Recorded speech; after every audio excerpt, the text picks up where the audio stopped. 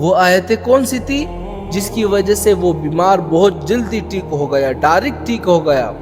اور اگر کوئی شخص بیمار ہو اور یہ آیتیں اس پر پڑھی جائے تو انشاءاللہ اللہ تعالیٰ کی ذات سے امید ہے کہ وہ بیمار بہت جلدی صحت یاب ہو جائے گا، کیونکہ رسول اللہ صلی اللہ علیہ وسلم نے خود قسم کھائی ہے۔ وہ آیتیں کون سی ہے جس کی وجہ سے بیمار ڈائریکٹ ٹھیک ہو جاتا ہے؟ وہ آیات سورہ مومنون کی 115واں آیات ہے۔